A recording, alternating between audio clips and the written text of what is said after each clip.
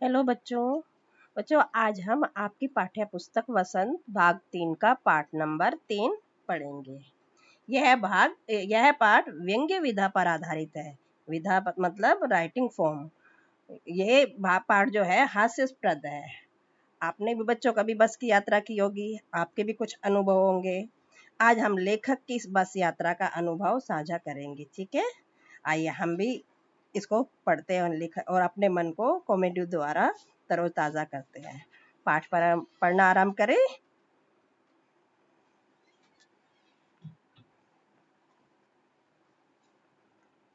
पाठ का नाम है बस की यात्रा। बस की यात्रा नामक पाठ श्री हरिशंकर परसाई द्वारा लिखा गया है। एक हास्यप्रद निबंध है। इस निबंध में लेखक ने एक पुरानी बस की हालत का अति हास्यपूर्ण वर्णन किया है। लेखक बताता है कि एक बार उसने और उसके 4 मित्रों ने सोचा कि वे शाम को 4 बजे वाली बस से चले। लेखक के मित्रों को सुबह काम पर अवश्य पहुंचना था, इसलिए उन्होंने शाम को ही चलने का फैसला किया। एक ने कहा यह बस जबलपुर की ट्रेन मिला देती है। लेखक और उसके मित्रों को कुछ लोगों ने इस बस में सफर न करने की सलाह दी, लेकिन वे इस सलाह को समझ नहीं पाए और बस में बैठ गए। बस अत्यंत पुरानी थी, जिसे देख उनकी आंखों में श्रद्धा भाव उमड़ आया। लेखक हंसी में कहने लगा, यह बस सफर के लिए नहीं अपितु पूजा योग्य है। बस कंपनी के हिस्सेदार भी उसमें बैठे हुए थे। जो लोग अपने संबंधियों को छोड़ने आए हुए थे, वे उन्हें इस तरह देख रहे थे जैसे उन्हें अंतिम विदाई दे रहे हों। इंजन स्टार्ट हो गया, लेकिन ऐसे लगा जैसे सारी बस ही इंजन हो। क्यों? क्योंकि बस जो थी वो इंजन की तरह हिल रही थी। लेखक सोचने लगा कि यह बस गांधी जी के असहयोग आंदोलन और सविनय अवज्ञा आंदोलन के समय अवश्य जवान रही होगी।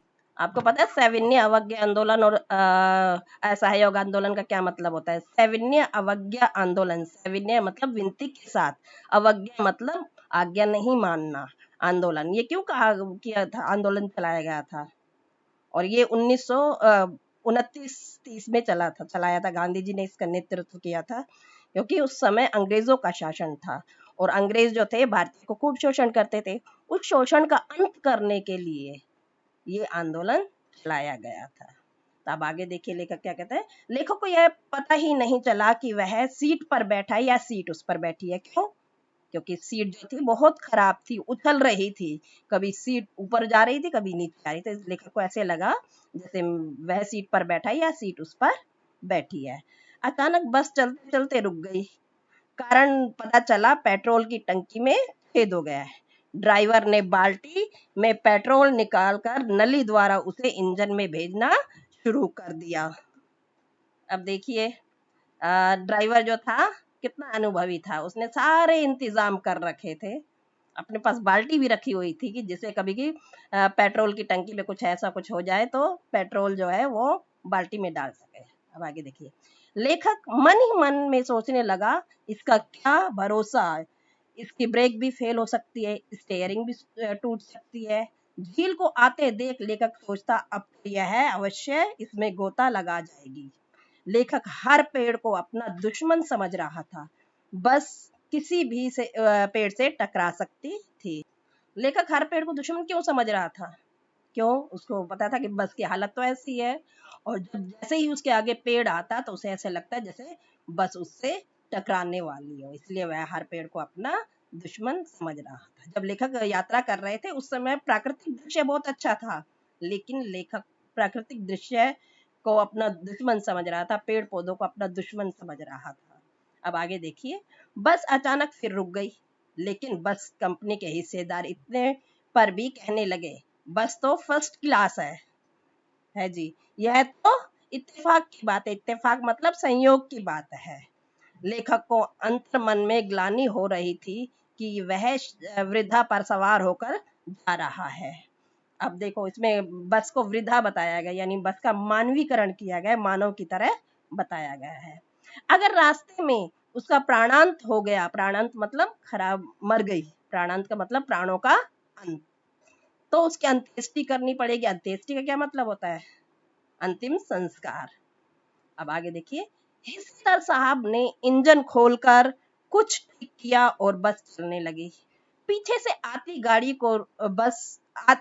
को देख बस जो रुक जाती और कहती कि निकल जाओ बेटी, अपनी तो वह उम्र ही नहीं रही। आगे देखिए। अब आगे देखिए कि अचानक पुलिया पर पहुंचने पर बस का एक टायर फुस हो गया। मतलब उसका मतलब क्या हुआ, पंचर हो गया यानी फट गया या तो। अब कठिनाई और बढ़ गई। लेखक और उसके मित्रों ने समय पर पहुंचने की उम्मीद ही छोड़ दी। अब सब आराम से हंसी मजाक करने लगे। सबको ये तो हो गया था कि अब पहुंच तो सकते नहीं है, और उन्होंने क्या करना शुरू कर दिया, वहां हंसी मजाक शुरू कर दिया था। रास्ते रेंगते रेंगते कटने लगा। आया समझ में? कितनी हास्यास्पद ये निबंध है। और इसमें बस का जो है मानवीकरण किया गया है, एक वृद्धा के जैसे बताया गया है। और इस पाठ में अगर ये भी आया था कि सविनय अवज्ञा आंदोलन गांधी जी के समय, यानी बस जो थी उस समय ये बनी होगी और नई नई होगी, तो इसलिए उसे अब वो वृद्ध हो चुकी है, पुरानी हो चुकी है, अब उसे वृद्धा बताया है। अब देखिए आगे देखिए, इसके शब्दार्थ देखते हैं। निमित्त, निमित्त का मतलब होता है साधन या कारण। गोता, डुबकी लगाना। इत्तेफाक, संयोग। बियाबान, जंगल। अंत्येष्टि, मृत्यु कर्म, दाह कर्म या दाह संस्कार भी बोल सकते हैं इसे। प्रयाण, प्रस्थान करना, मरना। बेताबी, बेचैनी। ओके। अब आगे देखिए, भाषा की बात आपको ये कॉपी में करना है, शब्दार्थ और ये भाषा की बात देखिए। नीचे दिए गए वाक्यों को वाक्यों में प्रयोग कीजिए। एक ही शब्द वाक्य में 2 बार आना चाहिए, लेकिन उनके अर्थ में कुछ बदलाव होना चाहिए। यानी एक शब्द जो है वाक्य में 2 बार आए तो उसका अर्थ जो है अलग अलग होना चाहिए। जैसे कांच बहुत कम बचे थे, जो बचे थे उनसे हमें बचना था। यानी बच शब्द जो है 2 बार आया है। ठीक है, इन बचे बचे का अर्थ तो यही है, एक ही है, लेकिन बच और इस बच का अर्थ अलग है। कांच बहुत कम बचे थे मतलब शेष बचे थे, उनसे हमें बचना था यानी सुरक्षा करनी थी। तो इन दोनों के अर्थ अलग है ना। तो इसी तरह दूसरा भी देखिए, जैसे बस वाला है, बस में सफर करना मेरे बस में नहीं है।